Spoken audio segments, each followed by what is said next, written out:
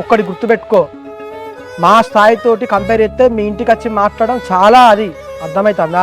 అయినా కూడా మీకు తగ్గే మీ ఇంటికి వచ్చి మాట్లాడతాను అంటే నువ్వు అర్థం చేసుకో. ఇక నీకు ఎంత ఆస్తుంటే మాకు ఎంత రాబాయి, మాకు పెడతాను వారా నువ్వేనా చక్కగా చెప్తే అర్థమవుతలేదా? శివ ఒక్క నిమిషం ఆలోచించు, ఆవేశపడకు. నా కొడుకును మీ చెల్లె ఇష్టపడరు కాబట్టి ఇక్కడ దాకా వచ్చిన.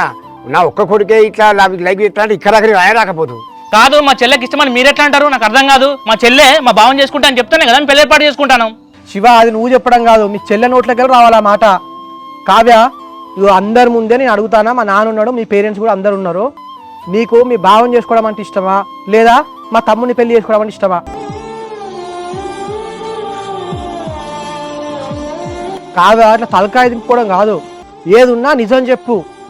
నీకు మీ భావం చేసుకోవడం ఇష్టమా లేకుంటే మా తమ్ముని చేసుకోవడం ఇష్టమా? ఎందుకంటే మా తమ్ముడు నీ గురించి ఆలోచించుకుని అక్కడ ఇంటికాడ వాళ్ళ కెరీర్ మొత్తం నాశనం చేసుకుంటాను, పిచ్చోడు అవుతా అన్నాడా. అవ్యా నువ్వు ఎవ్వరికి భయపడకు, నీ జీవితం నీ చేతుల్లోనే ఉన్నది. నీ బావంటే ఇష్టమా నా కొడుకు ఇష్టమా ధైర్యంగా చెప్పు.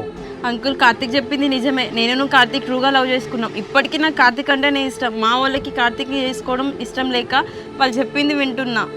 విన్నావా శివ మీ చెల్లి ఏమన్నదో? ఇప్పటికీ మీ చెల్లెకు మా తమ్ముడు అంటేనే ఇష్టం. ఇట్లాంటి ఎన్నో చూసిన అన్వేష్, నాకు తెలియదా? ఆయన దాని ఇష్టం అంటే సరిపోదు కదా, మా ఇష్టం కూడా ఉండాలి కదా.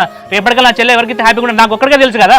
ఇష్టం లేకుండా మీ చెల్లె మ్యారేజ్ చేసుకుంటే ఎంతమంది జీవితాలు నాశనం అయితే ఆలోచించు. ఇప్పుడు మా తమ్ముడు లైఫ్ లాంగ్ బాధపడతాడు, వీటి ఇష్టం లేని పెళ్లి చేసుకున్నానని చెప్పేసి మీ బావకు తెలిసినా మీ బావ లైఫ్ లాంగ్ బాధపడతాడు, మీ చెల్లె కూడా బాధపడుతుంది. ఒక్కసారి నువ్వు ఆలోచించు. అనివేషు మేము చిన్నప్పటి సందే మాలోనికి ఇస్తామని పేరు పెట్టుకున్నాం. మేము వాళ్ళన్నీ తయారు చేసుకుంటాను, నీ దండం పెడతా నువ్వు సపరేట్గా వెళ్ళిపో. సరే అమ్మా వెళ్తాం, ఇక్కడ ఉండడానికి ఏం రాలేదు.